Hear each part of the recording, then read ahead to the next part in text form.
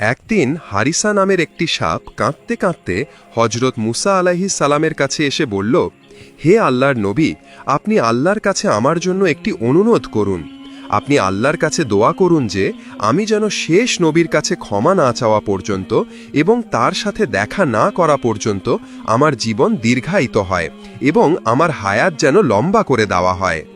এটা শুনে হজরত মুসা আলাইহিস সালাম কেঁদে ফেললেন এবং আল্লাহর কাছে আর্য করতে লাগলেন, হে আল্লাহ, শেষ নবী তো সবার শেষে আসবেন, তার আসতে তো এখনো অনেক সময় বাকি। তাই আমার এই হারিসা সাপ এত দীর্ঘ সময় ধরে কিভাবে অপেক্ষা করবে? হে আল্লাহ, তুমি এর জীবন দীর্ঘায়িত করে দাও। তখন আল্লাহ তাআলা একটি গায়েবী আওয়াজের মাধ্যমে হজরত মুসাকে জানালেন, হে মুসা, আমি তোমার এই দোয়া কবুল করে নিয়েছি, আর এই সাপের আয়ু শেষ নবী পর্যন্ত দীর্ঘায়িত করা হলো। অতপর বছর পর বছর পেরিয়ে গেল, শতাব্দী পেরিয়ে শতাব্দী গেল, কিন্তু হারিসা সাপ শুধু একটি কথার অপেক্ষায় রইল, কবে আসবেন আমার প্রিয় নবী? অবশেষে সেই সময়ও এসে গেল যখন নবী হজরত মোহাম্মদ সাল্লাল্লাহু আলাইহি ওয়াসাল্লাম এই দুনিয়াতে তাশরিফ আনলেন।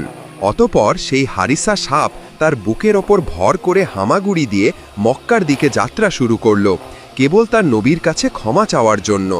6 মাস ধরে সে এভাবেই সফর করতে থাকল। অবশেষে ক্লান্ত হয়ে রাতের বেলায় সে আবু জাহেলের বাড়ির সামনে গিয়ে পৌঁছালো এবং সেখানেই অজ্ঞান হয়ে গেল। সকালে যখন আবু জাহেল বাইরে বেরোলো এবং সে সাপটিকে দেখল, তখন সে রাগে একটি লাঠি তুলে নিল এবং সাপটিকে মারতে শুরু করল। তখন সাপটি ছটপট করতে করতে কাঁদতে লাগলো এবং বলতে লাগলো, হে আবু জাহেল, আমাকে মারবেন না, আমি সাপ নই, আমি একজন মানুষ। যখন আবু জাহেল দেখল যে সাপটি মানুষের মতো কথা বলছে, তখন সে অবাক হয়ে গেল এবং চিৎকার করে বলে উঠল, হে আমার স্ত্রী, হে আমার সৈন্যরা, তাড়াতাড়ি এসো, আমি আমার জীবনে এমন দৃশ্য কখনো দেখিনি। আবু জাহেলের চিৎকার শুনে লোকেরা জড়ো হলো। তখন আবু জাহেল তাদের বলল, দেখো, এই সাপটি আমার সাথে মানুষের মতো কথা বলছে। তারপর সে আবার মারতে শুরু করল। তখন সাপটি আবার কাঁদতে লাগলো এবং কাকুতি মিনতি করে বলতে লাগলো, হে আবু জাহেল, আমাকে মারবেন না, শুধু একবারের জন্য আমাকে আমার নবীর কাছে যেতে দিন, আমাকে তার কাছে ক্ষমা চাইতে হবে। যদি তিনি আমাকে ক্ষমা করে দেন, তাহলে এরপর আপনি যত খুশি মারবেন, আমি একটিও অভিযোগ করব না। কিন্তু আবু জাহেল তার লোকদের বলল, এই সাপের গলায় শিকল পরিয়ে দাও।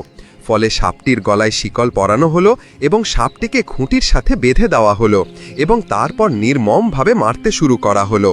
তবুও হারিসা সাপ কাঁদতে থাকলো এবং বলতে থাকলো, যত মারতে চান মারুন, শুধু একবার আমাকে মোহাম্মদ সাল্লাল্লাহু আলাইহি ওয়াসাল্লামের সাথে দেখা করতে দিন। সাপের মুখে এমন কথা শুনে আবু জাহেল তার স্ত্রীকে বলল, এই সাপটি বারবার মোহাম্মদের নাম নিচ্ছে, মনে হয় এই সাপটি মোহাম্মদের প্রেমে পাগল, একে কখনো ছাড়া যাবে না। আর তারপর সেই নিষ্পাপ হারিসাকে সেভাবেই বেঁধে রাখা হলো এবং সারা দিন মারতে থাকলো। সাপটি ছটপট করতে থাকলো, কাঁদতে থাকলো, শুধু একটিই মিনতি করতে থাকলো, আমাকে আমার নবীর সাথে দেখা করতে দিন। ও আবু জাহেল, তুমি বোঝো না কেন? যদি আমি শেষ নবীর সাথে দেখা করতে না পারি, তাহলে আমার জীবন কখনো ধন্য হবে না, আমি ক্ষমা চাইতে পারবো না, জান্নাতে যেতে পারবো না, আমাকে জাহান্নামে ফেলে দেওয়া হবে। শুধু একবার আমাকে মোহাম্মদ সাল্লাল্লাহু আলাইহি ওয়াসাল্লামের কাছে যেতে দিন। যদি আমার প্রিয় নবী আমাকে ক্ষমা করে দেন, তাহলে এরপর যত খুশি আমাকে মারবেন, আমি কিছু বলবো না, কিন্তু আমার এই জীবন নষ্ট করবেন না।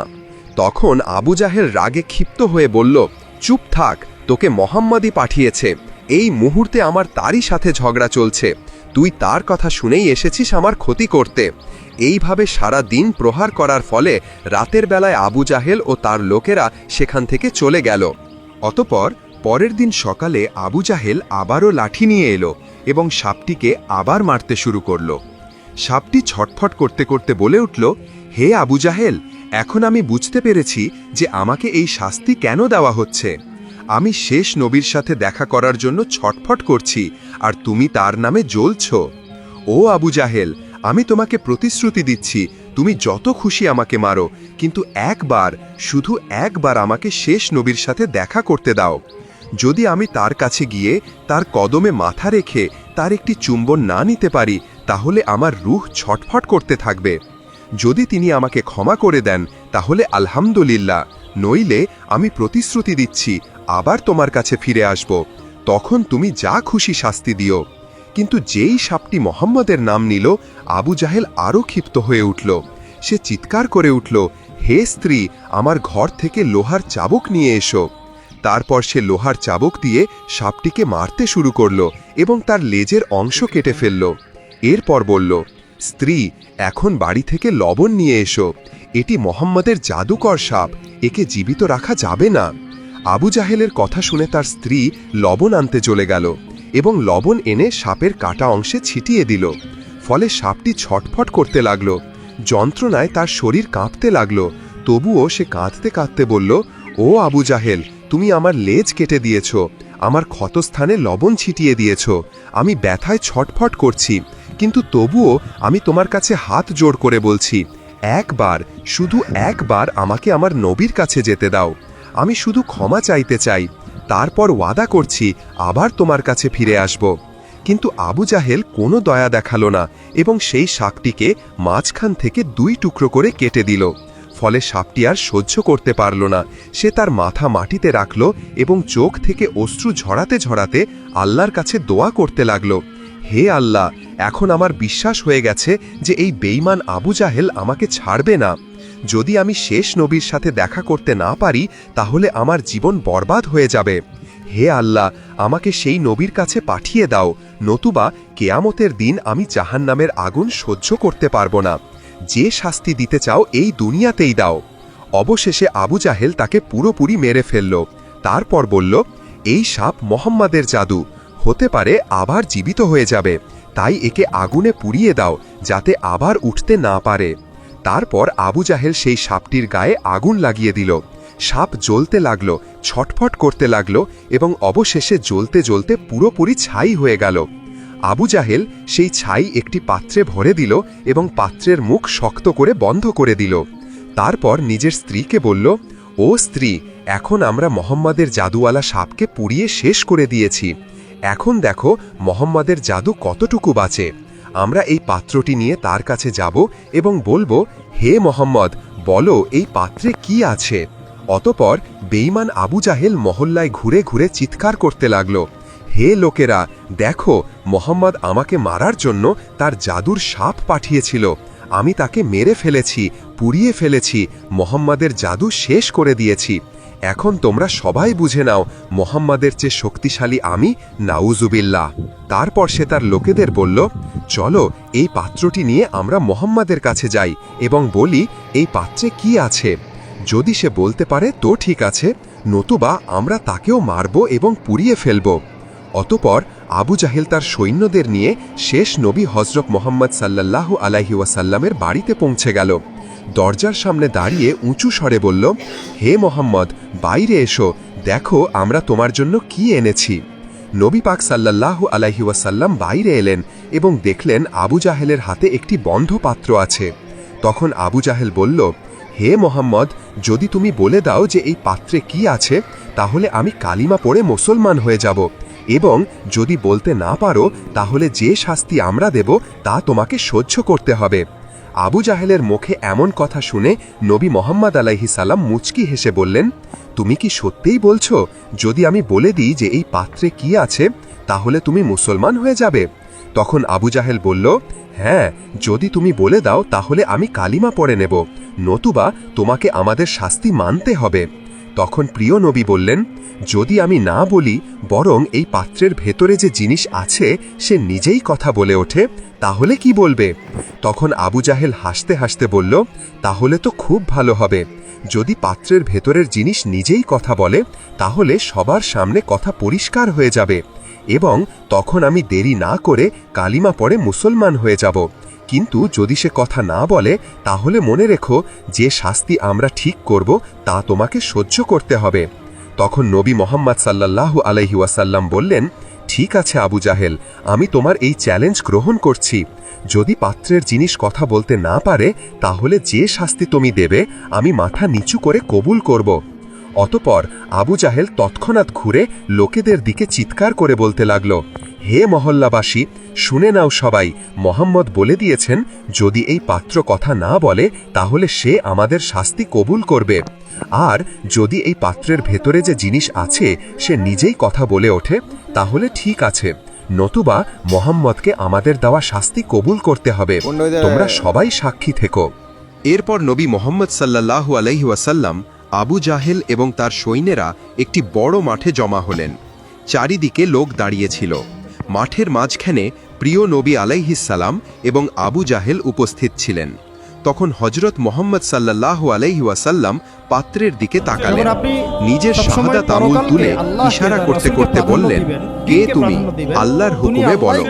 সেই সময় আল্লাহ হযরত জিবরাইল সাল্লাল্লাহু আলাইহি ওয়াসাল্লামকে হুকুম দিলেন, হে জিবরাইল, দেখো আমার প্রিয় নবী পাত্রের দিকে ইশারা করেছেন, এখন সেই ইশারার সাথে তুমি সেই সাপটিকে আবার জীবিত করে দাও। যেই মাত্র হুকুম মিলল, হযরত জিবরাইল সাল্লাল্লাহু আলাইহি ওয়াসাল্লাম পাত্রের ভেতরে পড়ে থাকা ছাই থেকে সাপটিকে আবার জীবিত করে দিলেন।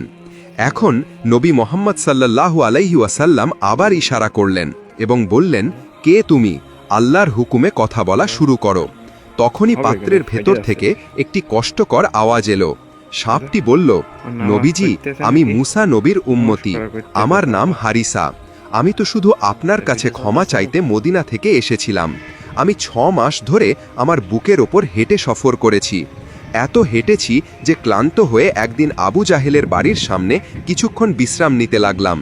একটু ঘুমিয়ে পড়েছিলাম, কিন্তু সেই বেঈমান আমাকে দেখে বেঁধে মারতে শুরু করলো। আমি অনেক বুঝিয়েছিলাম, আমাকে শুধু আমার নবীর সাথে দেখা করতে দাও, কিন্তু সে আমার একটি কথাও শুনল না। সে আমাকে শিকল দিয়ে বেঁধে দিল, দিন রাত মারল, তারপর পুড়িয়ে দিল এবং আমার ছাই এই পাত্রে বন্ধ করে দিল।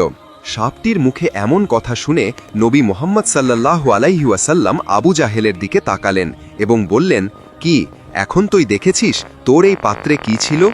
আবু জাহেল কেঁপে উঠল এবং তখনই সেই হারিসা সাপটি পাত্র থেকে বেরিয়ে এলো। তারপর সে আবু জাহেলের দিকে রাগে দৌড়াতে লাগল। আবু জাহেল ভয়ে চিৎকার করে বলে উঠল, হে মোহাম্মদ, তোমার সাপ আমাকে মেরে ফেলবে, একে থামাও, তাড়াতাড়ি থামাও। সাপটি দৌড়াতে দৌড়াতে বলছিল, নবীজি, সে আমাকে অনেক কষ্ট দিয়েছে, অনেক জুলুম করেছে, আজ আমি একে শেষ করে দেব।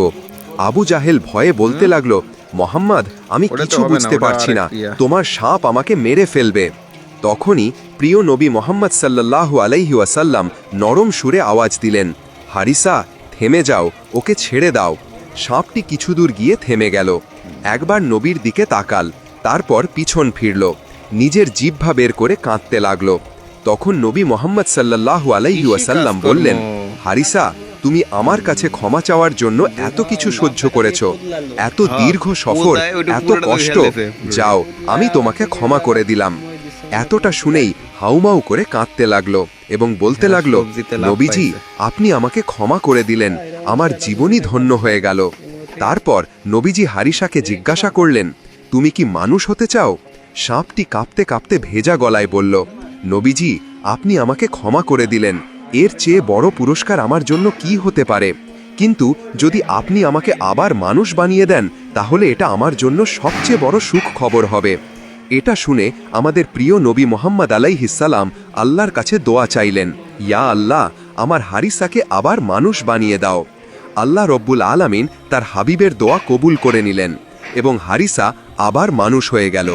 কিতাবের পাতায় উল্লেখ আছে, হারিসা মানুষ হওয়ার পর তার পুরো জীবন নবী পাক সাল্লাল্লাহু আলাইহি ওয়াসাল্লামের খিদমতে কাটিয়েছিল। সুবহানাল্লাহ। মক্কার কুরাইশ গোত্রের একজন বিখ্যাত নেতা ছিল আবু লাহাব। তার আসল নাম ছিল আব্দুল উজ্জা, কিন্তু তার চেহারা সব সময় রাগে লাল থাকত।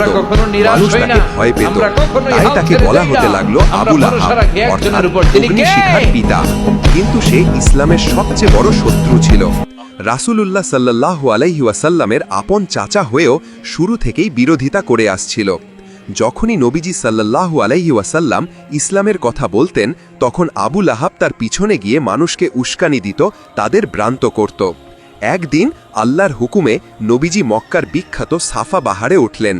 মক্কায় এটা একটা রীতি ছিল, যখন কাউকে কোনো জরুরি কথা সবাইকে জানাতে হতো তখন সে সাফা পাহাড়ে উঠে জোরে ডাকত। সেদিনও নবীজি উঁচু গলায় বললেন, হে কুরাইশের লোকেরা, তোমরা সবাই এখানে এসো। ফলে মক্কার লোকেরা তাড়াতাড়ি জড়ো হয়ে গেল।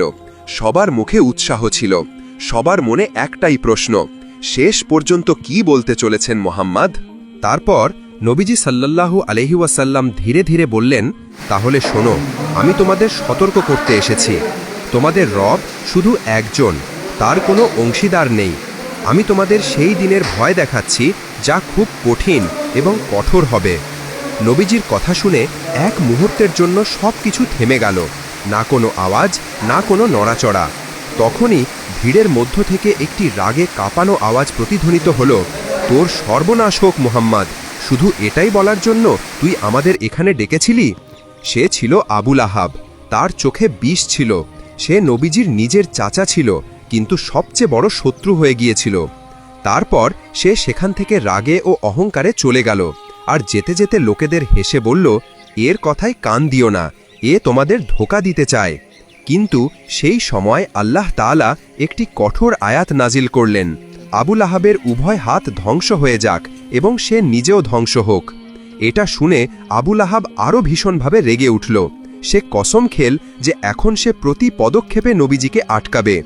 যখন নবীজি সাল্লাল্লাহু আলাইহি ওয়াসাল্লাম কোনো বাজারে গিয়ে লোকেদের আল্লাহর দিকে ডাকতেন, তখন আবুল আহাব তাদের পিছনে পিছনে গিয়ে বলতো, এর কথা শুনো না, এ পাগল হয়ে গেছে, এ আমার ভাতিজা, আমি একে চিনি, এ মিথ্যাবাদী। আবার যখনই নবীজিকে লোকেদের সাথে নামাজ পড়তে দেখত, তখন আবুল আহাব সেখানে পৌঁছে যেত এবং তাদের উপহাস করত। সে বলল, দেখো একে, এ বলে যে শুধু এক আল্লাহর ইবাদত করো, এ চায় যে তোমরা তোমাদের বাপ দাদার পথ ছেড়ে দাও। আর আবুল আহাব একা ছিল না, তার স্ত্রী উম্মে জামিলও ইসলামের কট্টর শত্রু ছিল।